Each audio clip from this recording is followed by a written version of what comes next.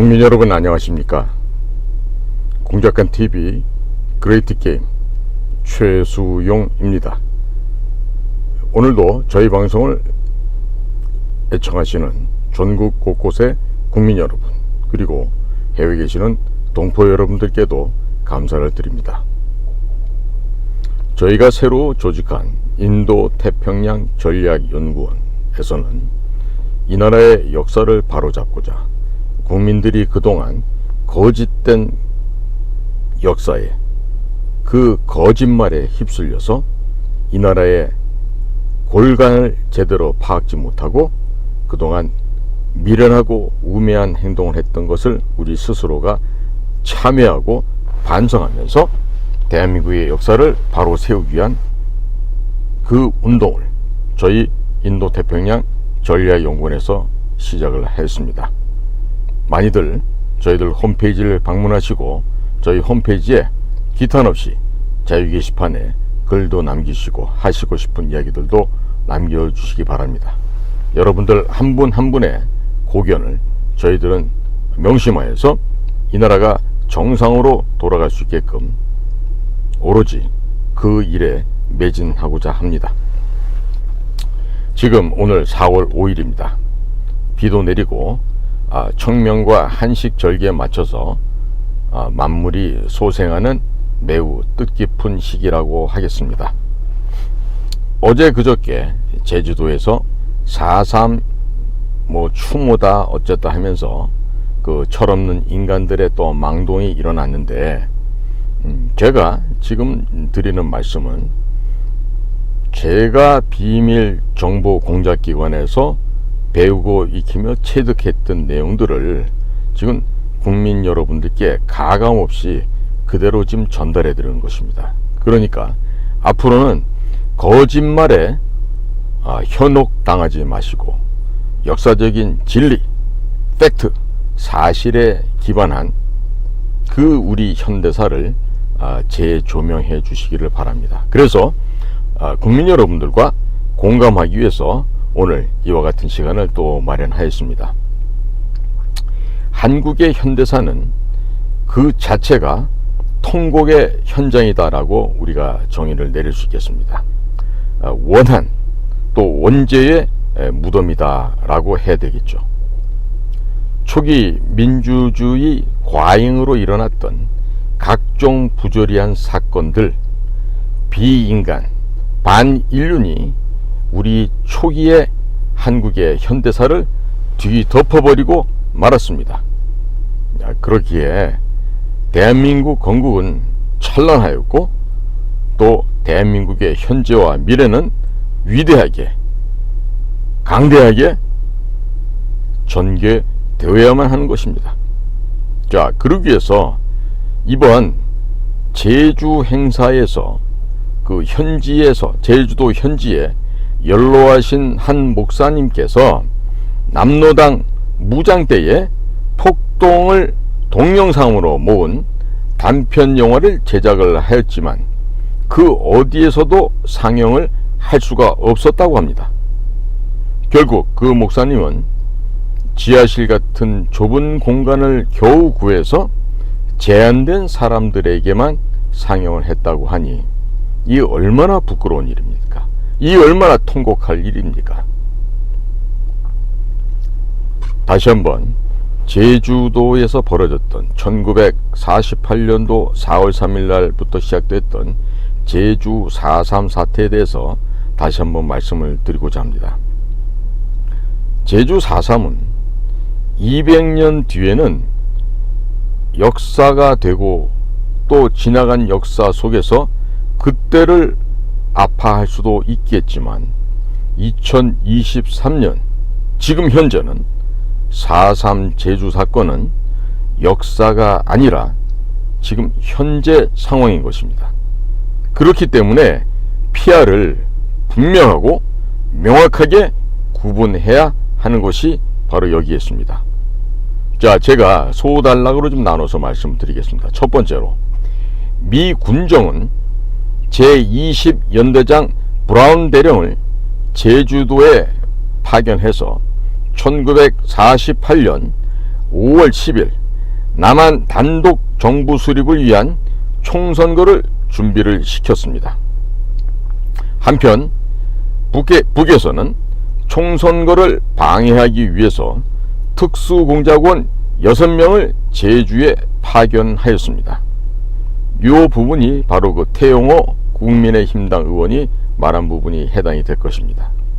이들은 500명에서 700명의 남로당 핵심 세력을 모아 무장을 시키게 됩니다.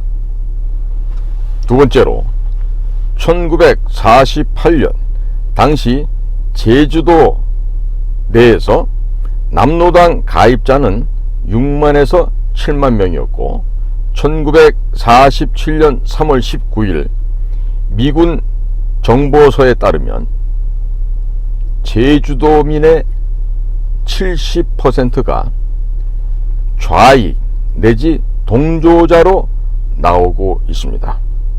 이것은 당시 박헌형의 비서를 했던 박갑동 선생의 진술에 의한 내용입니다. 그러니까 미군이 그 당시에 대한민국에 와 있었죠. 그러니까 미 군정에서 작성했던 그 미군정 보고서에서도 이미 제주도민의 70%가 좌익 내지는 동조자로 이미 넘어가 있었다. 이런 역사적인 사실인 겁니다. 1949년 무초 주한 미국 대사의 국무부 보고서에 첩자들이 제주도로 별 어려움 없이 스며들고 있다라고 지금 나오고 있고, 또 신성모 국방장관은 그들 대부분이 북한에서 소형 낚시배를 이용해서 북을 출발하여 제주도에 도달하였다고 진술하고 있습니다. 이런 내용에 대해서 민주당 수뇌부도 또 주사파들도 너무나 잘 알고 있지만 절대로 여기에 대해서는 인정을 하지 않습니다. 자, 세 번째로 1948년 4월 3일 새벽 2시 남로당 제주도당 무장대원 350여 명이 제주도 내의 지서 12곳을 공격을 하였습니다. 또 이 부분에 대해서는 민주당이 절대로 언급을 하지 않고 있습니다. 제주도 인민유격대 대장 김달삼, 무장대 사령관 이덕구와 유격대원 4,000명, 이들은 제주도 24개 경찰 지서 가운데 절반인 12개 지서를 급습을 하였고, 우익단체 요인들의 집을 공격하며 그 가족들까지 살육하였습니다.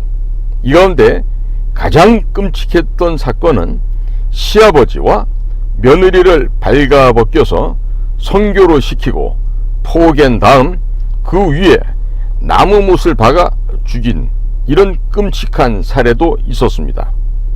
이런 살육의 현장을 어찌 우리가 잊어버릴 수가 있겠습니까?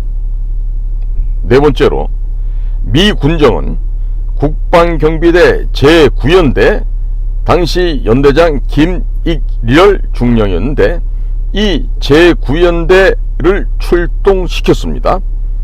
당시 김중령은 귀순 작전을 벌이고 마침내 김달삼과 귀순 협정까지 맺었습니다. 하지만 제주도 남로당 측이 반대 공작을 하였고 또 위장 폭동을 벌여서 결국 협정이 무산되었습니다.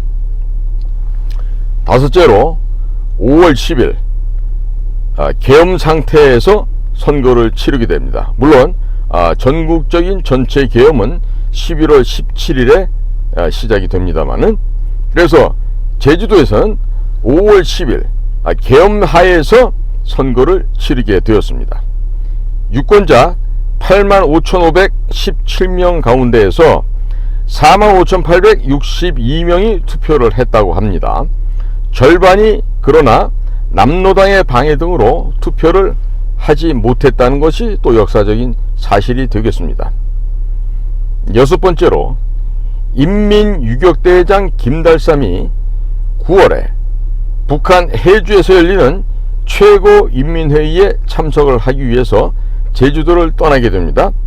8월 15일에는 본토의 군 병력이 증파가 되었습니다. 제주도로 들어온 제9연대는 중산간 지대에 통행 금지령을 내렸고, 이때부터 무차별 진압이 이루어지고 집단 학살이 일어나게 되었습니다. 일곱째로, 남로당 무장대는 제주도민 1528명을 죽였습니다. 또한 남로당 무장대는 진압군 1091명을 죽였습니다. 이 역사적인 사실 또한 민주당은 절대로 죽어도 말하지 않고 있습니다. 8번째입니다. 당시 제주도민은 27만 6천 명이었습니다. 진압군이 남로당 무장대 토벌 과정에서 무고하게 죽인 민간인 희생자는 7,624명입니다. 단 확인되지 않은 것까지 다 포함하게 되면 인구 감소 등으로 살펴볼 때 2만 5천 명에서 3만 명에 이를 것이라는 추정이 있지만 구체적인 특징은 하지 못하고 있습니다. 9번째로, 제주도의 인민유격대장 김달삼은 나중에 6.25 남침 전쟁이 일어나자 인민군으로 참전하여 정선군 봉정리 전투에서 사살되었습니다. 10번째입니다. 해마다 4.3이 되면 민주당은 국군과 경찰 등에 의해서 무고한 제주도민이 대량으로 학살되었다고 주장하면서 대통령이 직접 가서 추모해야 한다고 소리를 질러댑니다. 하지만 희생자라는 사람들 가운데 인민유격대와 다수의 남로당 당원들이 포함되었다는 사실을 절대로 말하지 않습니다. 또 인민유격대에 의해서 죽은 진압군 1091명과 인민유격대가 죽인 제주도민 1528명에 대해서는 결코 말하지 않고 있습니다. 제주도민을 죽인 인민유격대원과 남로당원을 추모하는 것은 200년 혹은 500년 뒤에나 가능한 일이 될 것입니다. 2023년의 4.3은 역사가 아니라 바로 지금 현재인 것입니다. 11번째, 그럼 누가 책임을 져야 합니까? 정부는 1948년 8월 15일에 수립되었습니다.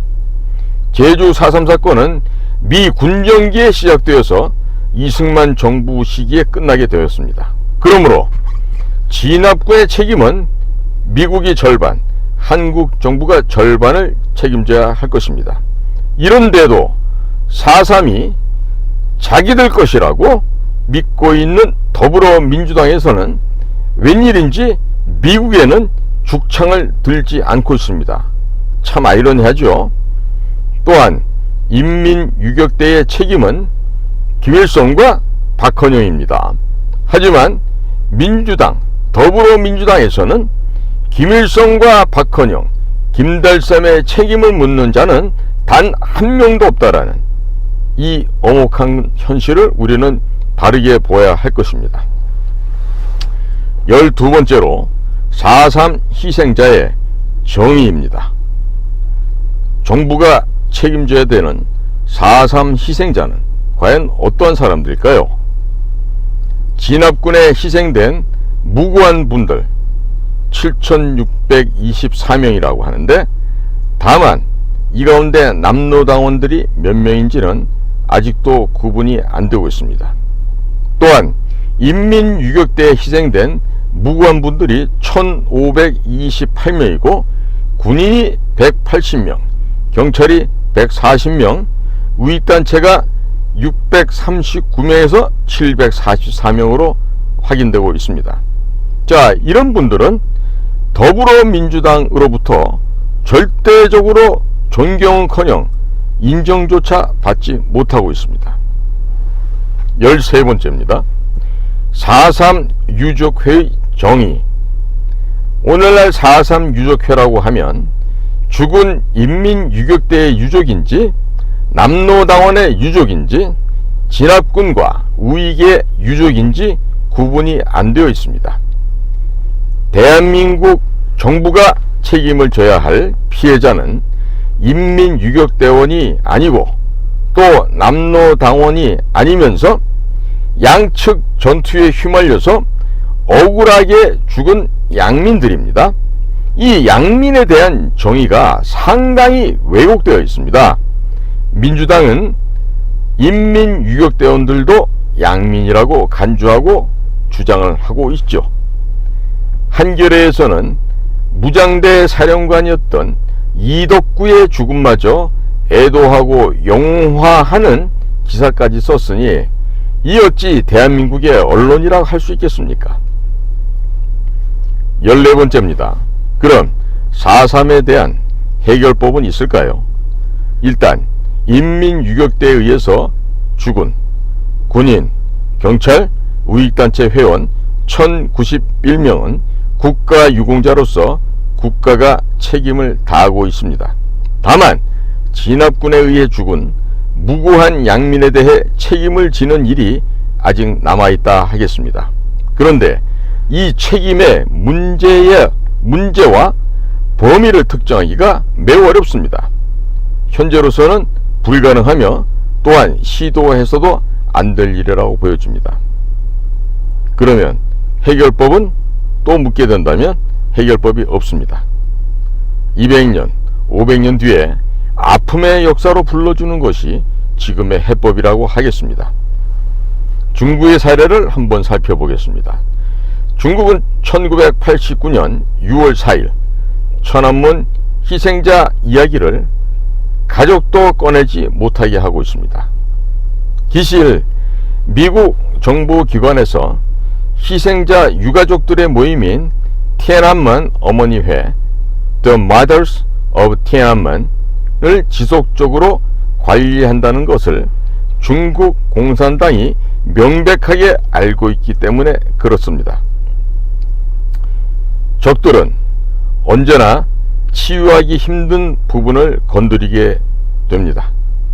한국의 더불어민주당과 좌파 국민들은 북한이라는 존재를 완전히 유령 취급을 하고 있는데 이거 정말 정신 나간 짓이고 얼빠진 짓이 아니라 할 수 없습니다.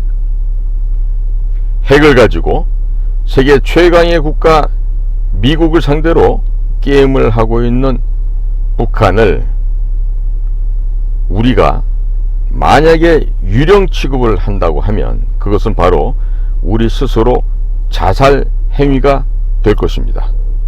오늘도 저희 공작관TV 그레이트 게임을 경청해 주셔서 감사를 드립니다. 고맙습니다.